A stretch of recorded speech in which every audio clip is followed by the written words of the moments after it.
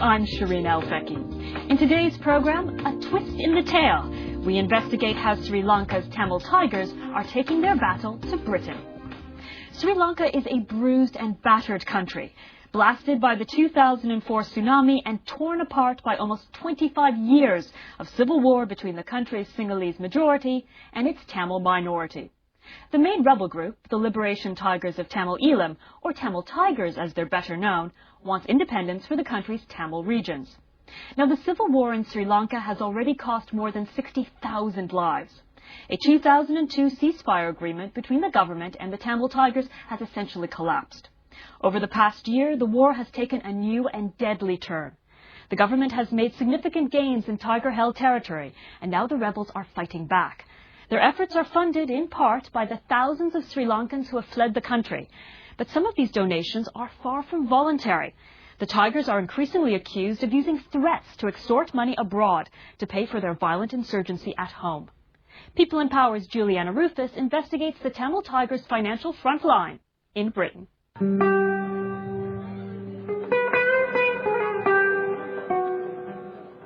Today is Heroes' Day for many of the Tamils of Sri Lanka.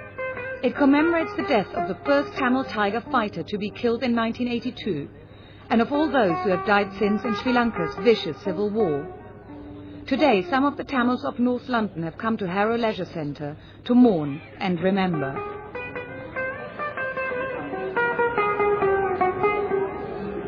Who are you supporting? LTTE. LTTE. Freedom. Do you think everybody here supports the LTTE? Yeah, I know. Yeah, it's always. Yes, everybody? We are respecting our heroes. Yeah. It's Heroes' Day. We are here because there have been recent allegations of intimidation of Tamils by representatives of the Tigers organization. Can we film inside?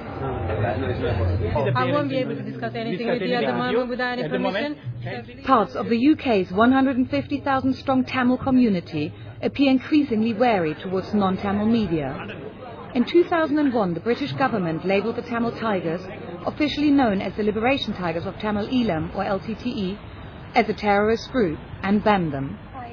Other countries have also done so.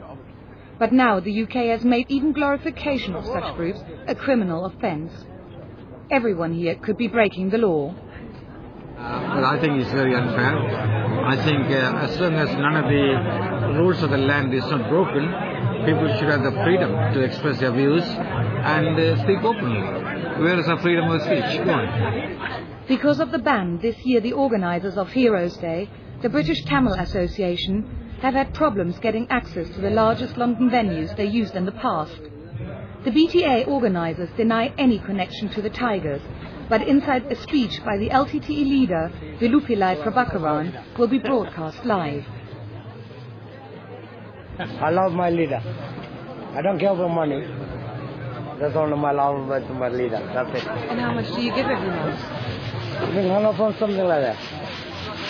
For the last year, there's been a fundraising drive by the LTTE for what's being called a final war with Sri Lanka. A recent Human Rights Watch report alleges various degrees of intimidation of British Tamils to make them donate to that cause.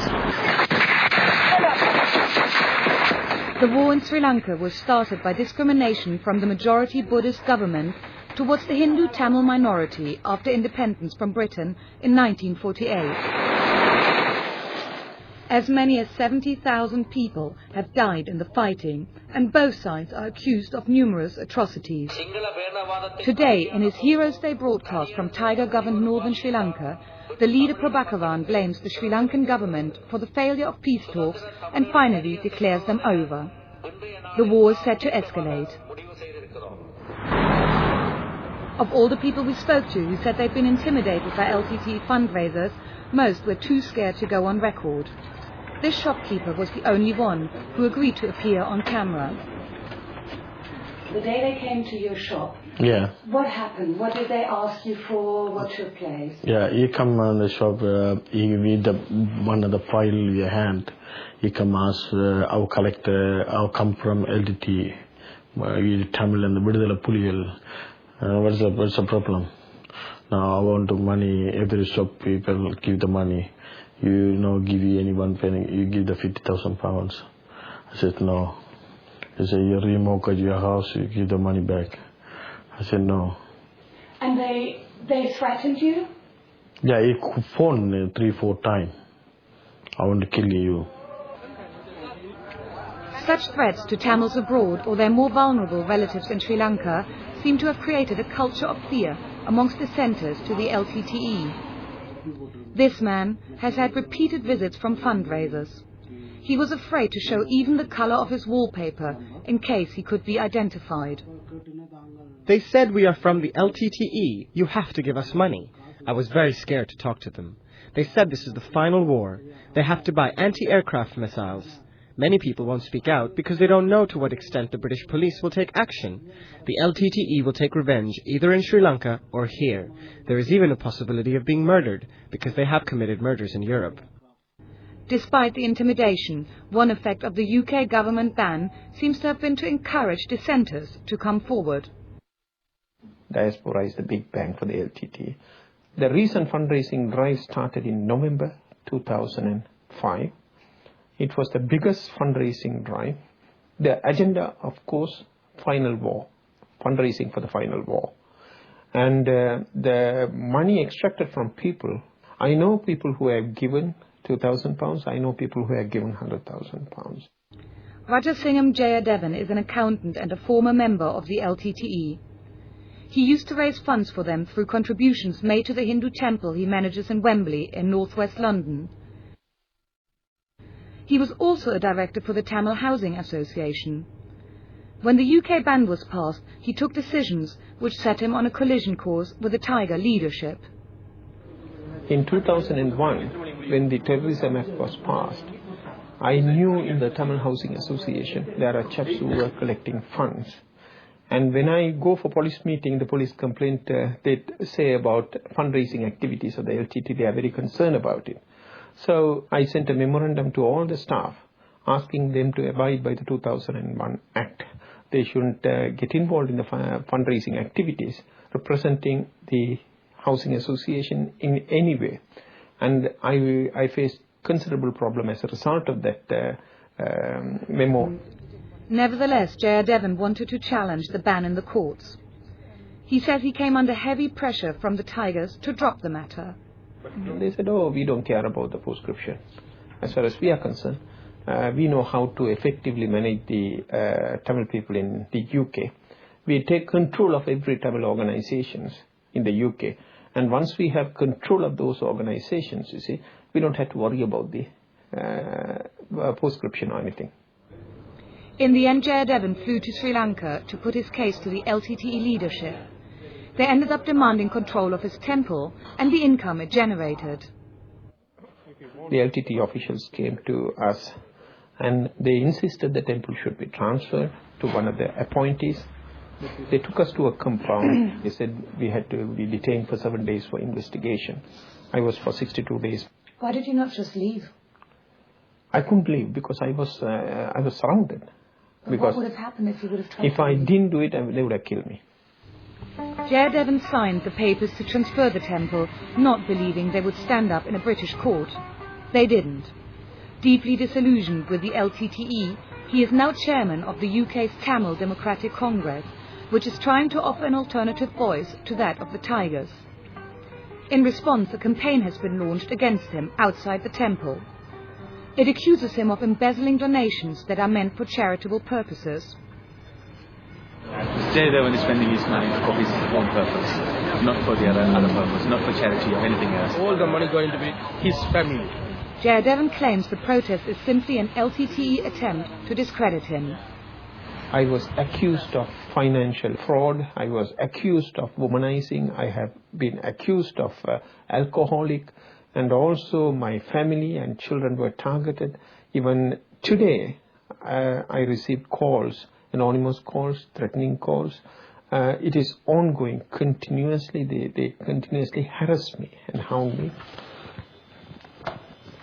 Was that you? That's me. That is me. They know how to doctor pictures, you see. Very childish.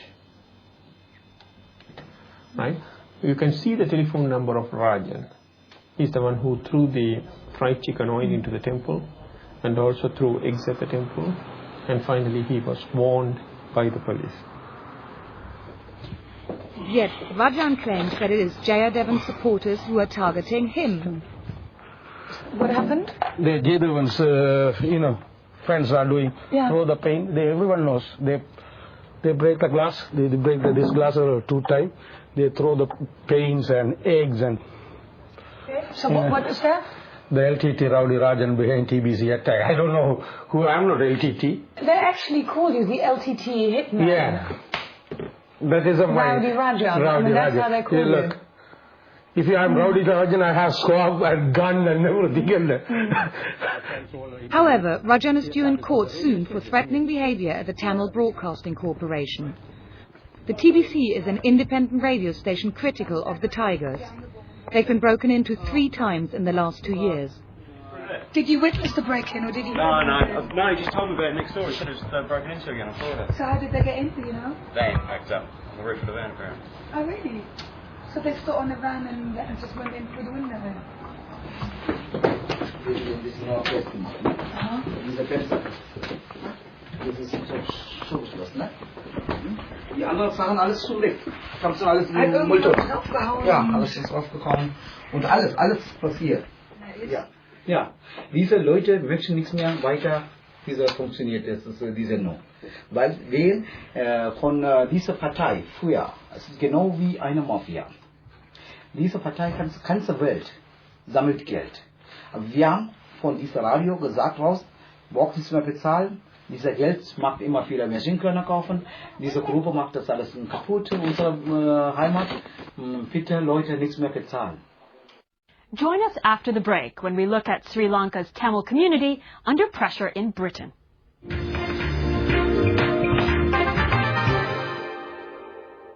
Most people in America here as a security fence. It's not a fence, it's a wall. Even the sectarian tension, believe it or not, it's a foreign agenda. It's not an Iraqi agenda. So the paradox about the Iranians is that they're almost inviting a strike. As long as Hamas does not approve to this election is not going to happen. Opinion makers giving their opinion. Talk to Al Jazeera.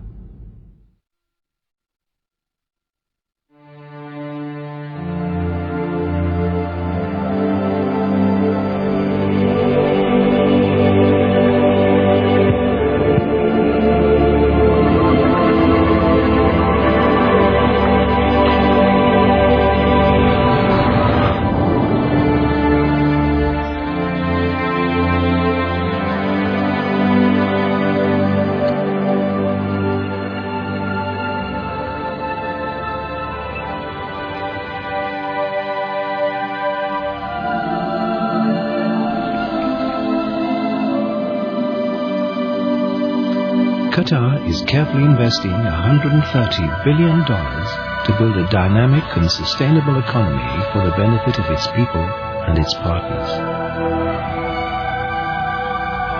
The Qatar Financial Center, ready for business.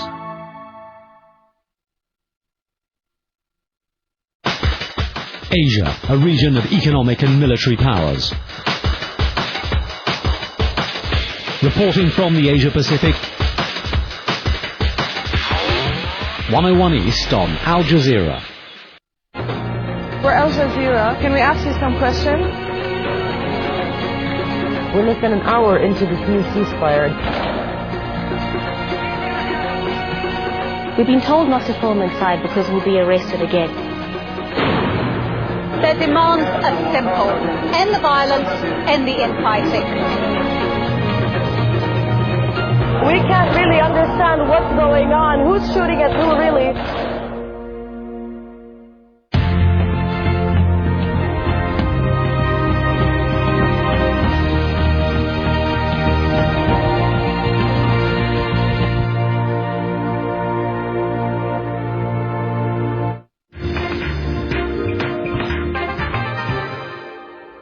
Welcome back to People and Power. The Liberation Tigers of Tamil Eelam is Sri Lanka's main rebel group, intent on independence for the country's Tamil minority through bloody civil war. The group is banned in Britain as a terrorist organization, but that doesn't stop its highly controversial and allegedly violent fundraising. Our reporter, Juliana Rufus, continues her investigation into the Tamil Tigers. The British ban on the LTTE seems to have very little effect on the organisation's activities here in the UK. The Human Rights Watch report quotes a British police officer who says, "We know that extortion is going on, but this is not a priority for the British government. When we look at what we need to concentrate our resources on in terms of terrorist groups, we are focusing on Islamic groups." Andy Love is Labour MP for Edmonton in North London. He has received various police reports about Tamils in the borough claiming to have been intimidated by LTTE supporters. There is a ban in place on the LTTE. Do you think that it's sufficiently enforced and policed? I'm certainly aware of organisations which espouse the political views of the LTTE who will tell you privately that they are sympathetic to them. And I'm even aware of activity. For example, there was a large demonstration and rally in Hyde Park where there was a huge banner of the leader of the LTTE erected. And it does seem to me in those circumstances one has to question whether enough is being done in order to ensure that the ban is upheld. Why do you think nobody did anything about that? I do think that the police need to take more interest in what is happening. But I do think the police face some genuine difficulties because, of course, organisations become recognised as fronts for the LTTE. They will change. They will change their name, they will change where they're doing their organising.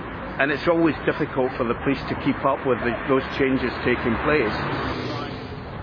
The organisation most frequently linked to the LTTE here in the UK is the BTA, the British Tamil Association, the organisers of Heroes Day. We've repeatedly asked them for an interview and they've repeatedly declined. However, what we have found is a former Tamil Tiger who is confirming allegations that if diaspora Tamils want to return to Tamil held territory in Sri Lanka, they're being charged a tax of £1 a day for every day they spend abroad. He's prepared to give us an interview, but he's also requesting that we conceal his identity. The LTTE used to come to houses to collect money. They demanded that I should pay monthly. They said, "You didn't pay a cent after coming to London. If we go to Sri Lanka, they will only let us in if we show this number. Otherwise, they detain us." I was paying £30 a month. I have the receipt. So this is interesting. This is the British Tamil Association. They came to collect money and they said, we basically say we're the BTA because we can't say that we're LTTE, but this money is going for LTTE purposes. They also mentioned the final war, so definitely war there. They issued a receipt which has got a personal identification number. If you next travel to Sri Lanka to Tamil held territory, you give them that identification number, and with it, they actually let you pass because it shows that you are a paid up person. In spite of the denials of the BTA, this receipt, along with the testimony of our interviewee, links the BTA to the banned LTTE. It shows that some Tamils are being held to ransom by the very organisation that claims to be fighting for them. The Tamils of Sri Lanka seem to be stuck between a rock and a hard place. On the one side, a government that has done little to address their grievances with more than bombs and bullets. On the other, the hardline Tigers that early on established themselves as the only voice for the Tamils by wiping out all other rebel groups. Nirmala Rajasingham has bitter experience of how both the Sri Lankan government and the LTTE react to those who oppose them.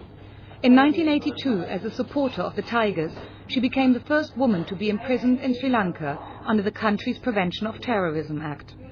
Later, the LTTE engineered her escape. Well, the LTTE basically rescued me from prison, because I was their person then. Then, of course, I went to India to live with them and work with them, and within 6 months I was out of the movement because when I went into inside the organization, I realized this is not my place. This is it's just totally undemocratic. Internal killings of cadres had started to happen then itself. Cadres who were challenging the authority were being quietly taken away and finished off. A few years later, Nirmala's younger sister was killed in Sri Lanka for her criticisms of the tigers. It may be that an alternative voice to the LTTE can only arise abroad. We felt that we could start organizing this now to create a democratic space for an alternative Tamil voice to come up. Because the LTTE claim to be the sole representative of the Tamil people, and we know that they are not. Because we know that both here and in Sri Lanka, there are a lot of people who are totally disgruntled with the LTTE, totally. Not simply because they have had family members murdered, but because of their very behavior of control, of taxation, of child abduction, of political killings. People are fed up, they have had enough. While we are filming, a possibility arises to gauge how British Tamils really feel about the tigers. A week ago, Anton Balasingham, the LTTE's ideologue, died here in London after a long battle with cancer. Today, the British Tamil organisation has organised a huge memorial service to remember him. We're trying to get access to the event, which we've been denied in advance, but we're still here to try and see what we can actually do. A UK resident, Balasingham was second only to the leader Prabhakaran in his importance to the tigers. The British Tamil Association managed to book the Alexandra Palace in North London before any authorities could object. The scale of this event is absolutely extraordinary. There's an arrival point for buses over there. There are buses coming from airports. People have been flying in from Switzerland, from France. In fact, they're saying from pretty much all countries in Europe. And there's a queue going all the way around the building, which is where the British Tamils are queuing. And there are literally thousands of Tamils in that queue. There are about 150,000 Sri Lankan Tamils in the UK. Today, up to a third are here. This huge farewell to the LTTE spokesman could easily count as the glorification of prescribed groups, criminalised by the recent Terrorism Act. But the police stick to admiring the BTA's crowd control. We try to slip inside to speak to the organisers, to any member of the BTA.